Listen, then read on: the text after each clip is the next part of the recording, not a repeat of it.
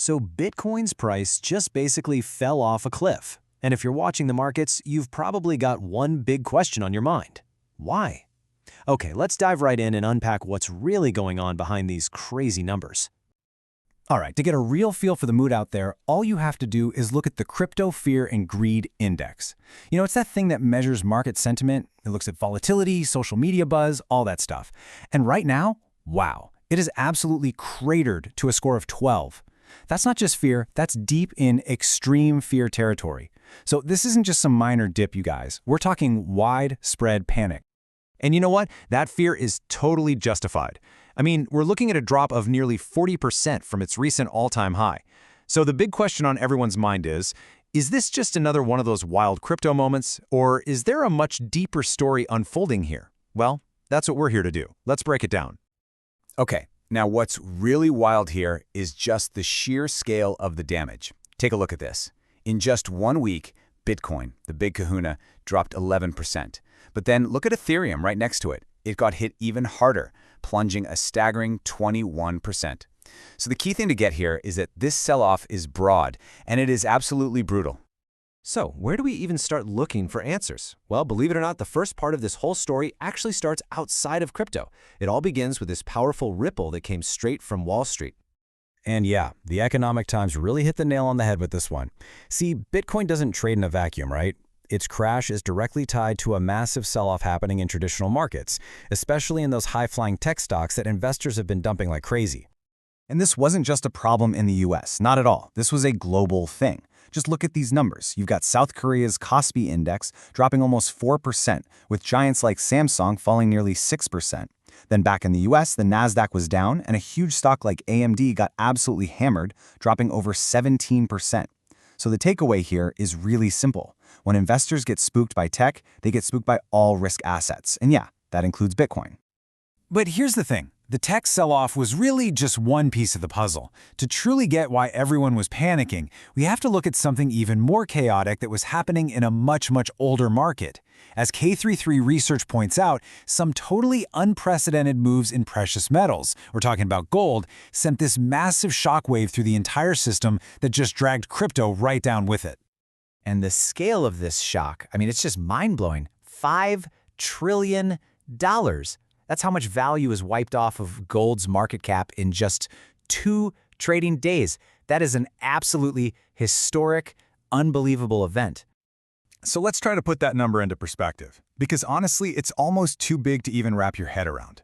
That $5 trillion loss, that's more than 3 times the entire market cap of Bitcoin. Just let that sink in for a second. We always hear Bitcoin being called digital gold, right? A safe haven. But when its physical counterpart, actual gold, goes through a seismic shock like this, it creates a massive crisis of confidence. It just forces investors everywhere to dump their risk and run for the safest thing they know, cash. Okay, so those are the huge external shocks that were just hammering crypto from the outside. But to get the full picture, we really have to look inside the crypto world itself. Because at the very same time, there was this powerful internal conflict raging. A battle between the strong fundamentals we see today and the ghost of Bitcoin's past. And this really lays out that tug of war perfectly. On one side, you've got the bull case, right? It's built on solid fundamentals.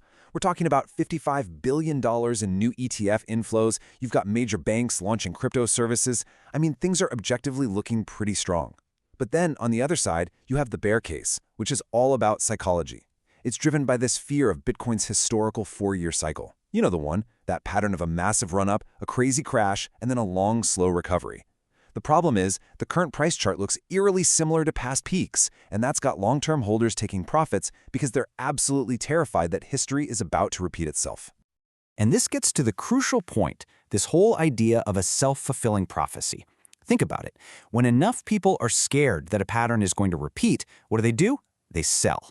That selling pushes the price down, which then makes the pattern look even more real, which of course encourages more people to sell. It's this vicious feedback loop, and it's driven entirely by fear, not by the underlying fundamentals. So after a drop this severe, of course, the entire market is asking one question. Are we there yet? Have we hit the bottom? Let's dig into the data and see if there are any signs that the worst might be over. This is it. This is the multi-billion-dollar question on every single investor's mind right now. Is the pain finally over? Or is there more to come?